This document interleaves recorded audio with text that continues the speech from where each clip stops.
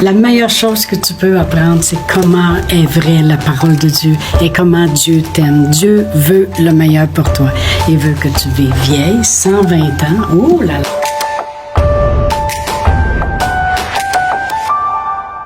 Bonjour, bienvenue à Inspiration.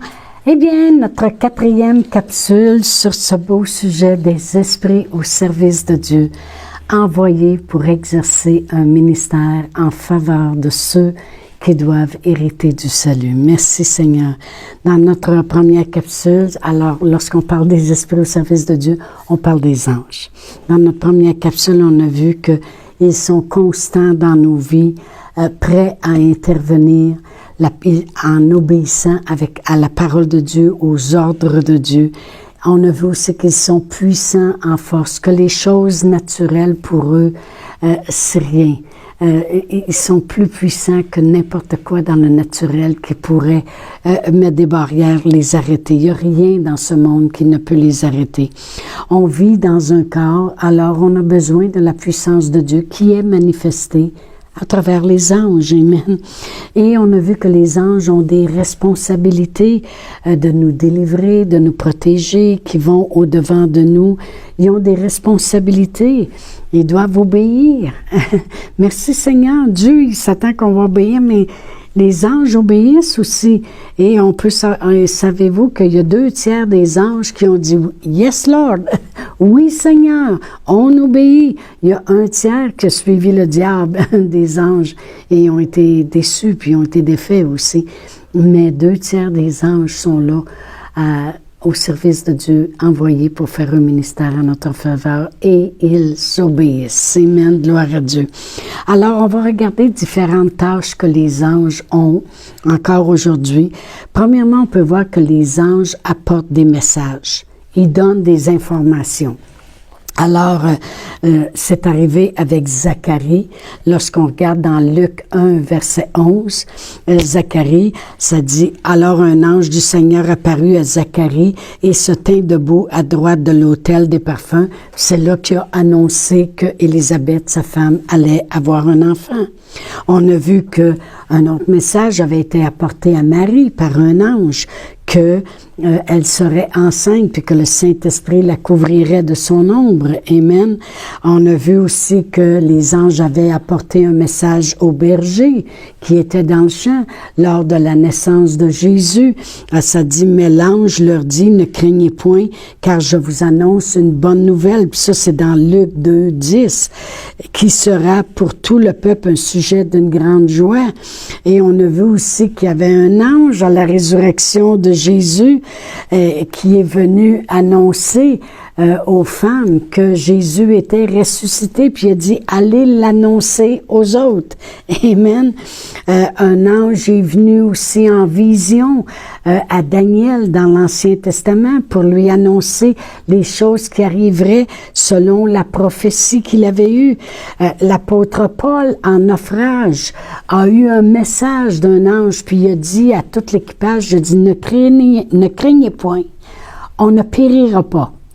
Seulement les choses du bateau qu'on va perdre, mais nos vies, on va rester en vie. On va faire naufrage, mais l'ange de l'Éternel m'a dit qu'on ne périra pas.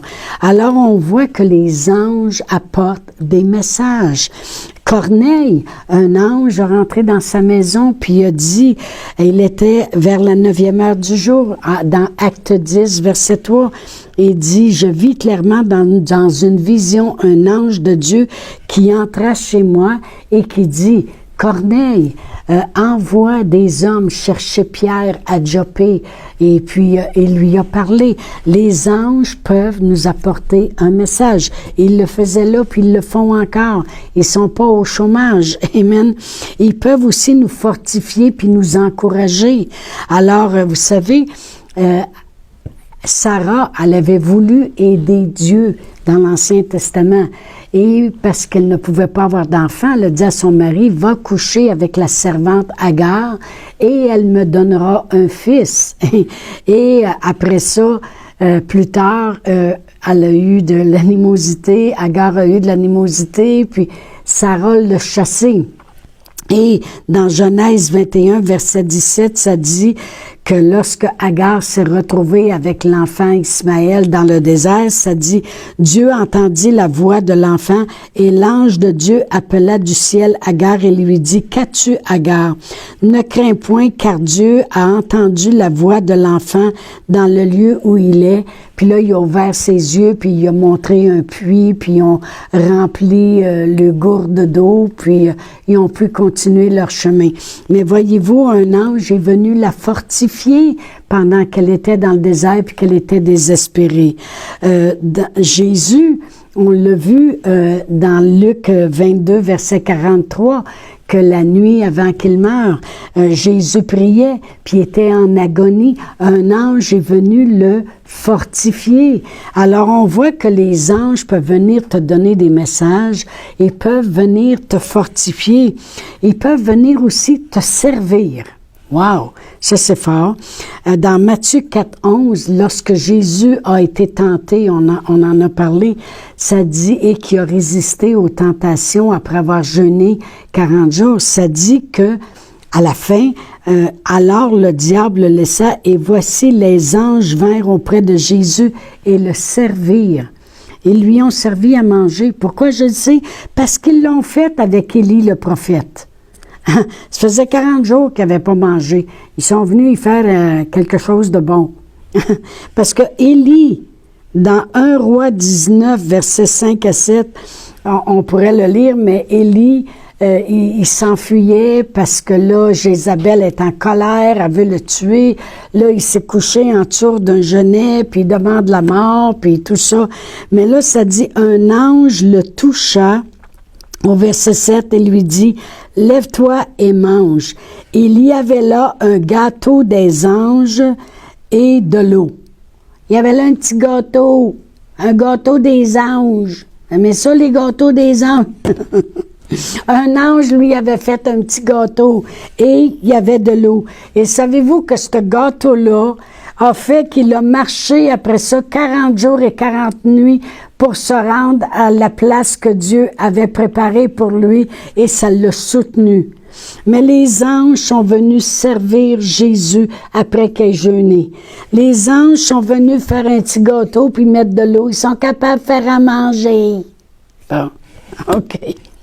Les anges nous protègent aussi, comme j'ai déjà lu dans le psaume 91, versets 11 et 12, « Car il ordonnera à ses anges de nous garder dans toutes nos voies, et nous porteront sur les mains de peur que notre pied ne heurte contre une pierre. » Amen.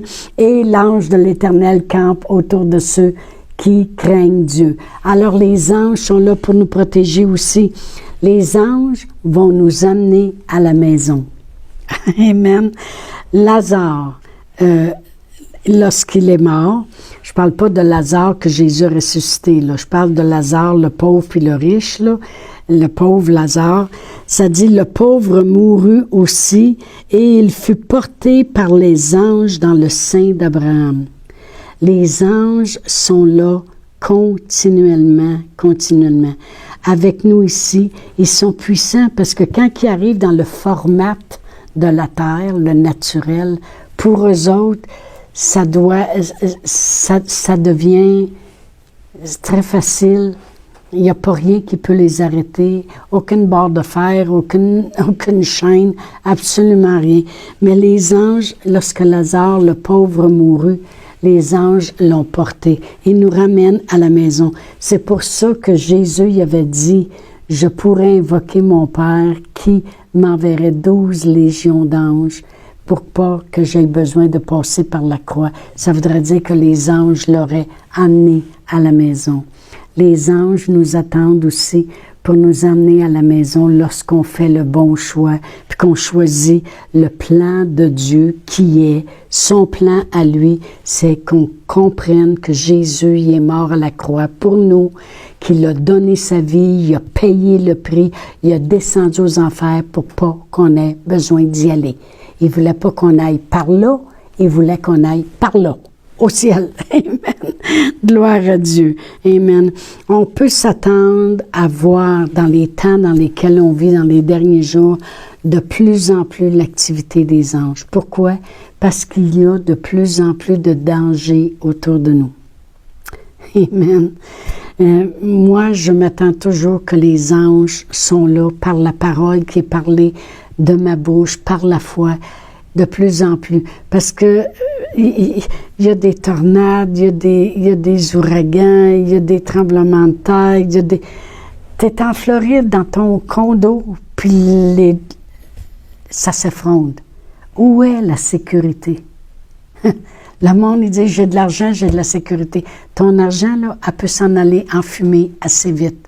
Tu peux être dans la tour le 11 septembre qui est arrivé, ça fait 20 ans de cela, pas à la bonne place au bon moment, là, au mauvais moment. Il n'y en a pas de sécurité. Tu peux prendre un bateau, tu fais naufrage, tu peux prendre l'avion à pic du nez. Il n'y en a pas. Mais où il y a une sécurité, avec les anges qui obéissent à la voix de la parole de Dieu, qui nous porteront sur les mains, qui campent autour de nous, qui nous arrachent du danger. Amen. Gloire à Dieu. Alors, dans les temps dans lesquels on vit, c'est le temps de parler encore plus la parole de Dieu par la foi et de croire. On n'a pas besoin d'y voir.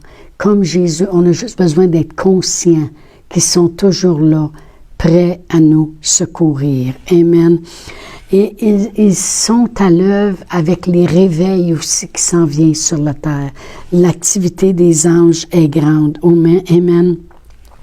Lorsqu'ils ne sont pas occupés ici sur la terre, ils sont autour du trône de Dieu à louer Dieu. Alors, les anges, ils ne resteront pas ici juste pour traîner la patte. Quand ils descendent, c'est parce qu'ils viennent annoncer une bonne nouvelle, ils viennent t'arracher du danger, ils viennent te délivrer, ils viennent te protéger, ils viennent te préparer, ils vont au-devant de toi pour préparer le chemin. Mais quand sa job est faite, là, ils retournent. Ils retournent au trône de Dieu. Ils aiment bien mieux, premièrement, être devant le trône de Dieu, à louer leur Dieu, amen, mais ils obéissent à la voix de sa parole. Et ils sont très près de sonner de la trompette pour le retour de notre Seigneur Jésus-Christ. Dans Matthieu 14, verset 31, ça dit, « Il enverra ses anges avec la trompette retentissante et il rassemblera ses élus des 4 vents d'une extrémité des cieux à l'autre. » Alors, ils sont prêts, là, ils attendent, ils ont hâte, là, de tout nous emmener avec eux. Ils ont hâte de sonner de la trompette puis de dire, regardez, votre Sauveur revient vous chercher. Alors, les anges, c'est comme ça. Amen. Avez-vous remarqué aussi que c'est un instrument de musique que Dieu s'est gardé? Satan, il est descendu aux enfers avec ses tambours, ses luttes, ses cymbales. Mais Dieu a gardé sa trompette. Amen. Je me demande si les joueurs de trompette, les anges qui jouaient de la trompette, ça me fait réfléchir. Je me demande que les anges qui jouaient de la trompette n'ont pas voulu suivre le diable. Ils sont toujours là à se réjouir, les anges, quand un âme est sauvée. Dans Luc 15, 10, ça dit, « De même, je vous dis, il y a de la joie devant les anges de Dieu pour un seul pécheur qui se repent. » Lorsque une personne vient au Seigneur Jésus et dit, « Écoute, de moi-même, là, ça vaut pas cher mon affaire, mais j'ai besoin de Jésus et je veux le suivre. » Ça dit qu'il y a de la joie devant les anges de Dieu. Ils se réjouissent. La parole de Dieu, on a lu dans Hébreux 2 et le verset 1 à 3, ça dit, « Comment échapperons-nous en négligeant un si grand salut? » Tu sais, si les gens ne croient pas que ça vaut la peine de confesser la parole de Dieu, d'y croire, de s'attacher, de persévérer. On a parlé dans les dernières capsules qu'on a fait, comment être un modèle de persévérance, amen. Mais si les gens ne croient pas, ils négligent un grand salut. Ils négligent l'activité des anges dans leur vie qui est si importante pour nous arracher du danger. Si j'ai un message important à recevoir de Dieu, puis qu'il n'y a pas personne qui veut me le donner. Je suis donc contente que les anges le font. Amen. Le diable, il y a ses anges, lui. Si la parole de Dieu nous dit qu'un tiers des anges a suivi le diable. Wow. Et que l'enfer a été créé pour eux, pas pour nous.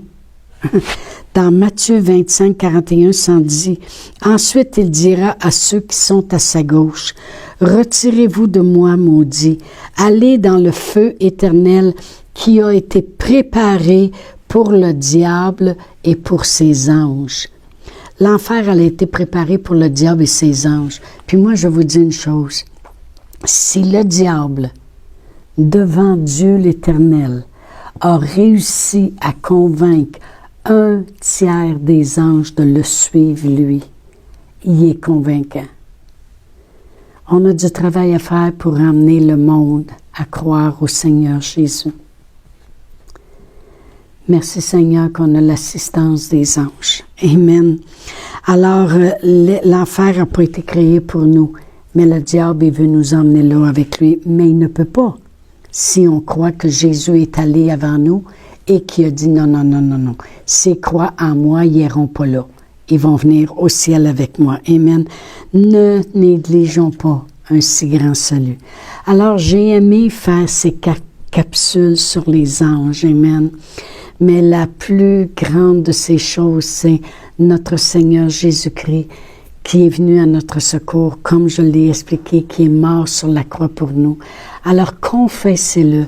La Bible dit, si tu crois dans ton cœur, puis si tu dis avec ta bouche, Jésus est ressuscité des morts, puis il est mort à la croix pour moi, tu seras sauvé. Ça veut dire que tu rentres dans la famille de Dieu. Et après ça, tu prends la parole de Dieu, puis toutes les belles promesses de la parole de Dieu. Tu rentres en communion avec Dieu. Sache que les anges sont là au travail pour te protéger, pour exercer un ministère. Un ministère, c'est peu importe le ministère que tu as besoin. Tu as besoin d'avoir une parole. Si personne te la donne, l'ange viendra te la donner. Amen. Si c'est nécessaire, il viendra. C'était nécessaire qu'ils viennent rouler la pierre pour Jésus, ils sont venus. C'était pas nécessaire qu'ils roulent la pierre quand Lazare est ressuscité parce qu'il y avait quelqu'un là pour la rouler, ils sont pas venus. Si c'est nécessaire, ils viendront. Mais ils obéissent à la voix de la parole de Dieu. Alors moi, je veux juste prier une prière générale pour vous encourager à réécouter ces enseignements-là, un après l'autre, et de vraiment devenir conscient de la présence des anges avec force dans votre vie, au nom de Jésus. Alors, Père éternel, pour tous les gens qui écoutent présentement, je veux prier et je réclame, Père éternel, une révélation dans leur cœur du salut et de la puissance de la parole de Dieu et du ministère des anges à l'œuvre lorsque la parole est parlée, parce qu'ils obéissent à la voix de la parole de Dieu. Merci, Père, de nous avoir donné tout ce qui contribue à la vie par ta divine puissance. Au nom de Jésus. Amen. Alors, je vous dis à la prochaine. Chantal Paulus est avec vous tous les jours du lundi au vendredi sur Facebook et YouTube. Vous pouvez écrire à Chantal en privé sur Messenger. Si vous avez manqué une capsule, retrouvez-la sur la section vidéo de Facebook ou sur YouTube si vous désirez faire un don par Interac. Voici l'adresse courriel capsule.inspiration au pluriel @gmail.com. Le mot de passe est inspiration au pluriel. Vous pouvez aussi faire un don par www.eslr.org/DONS.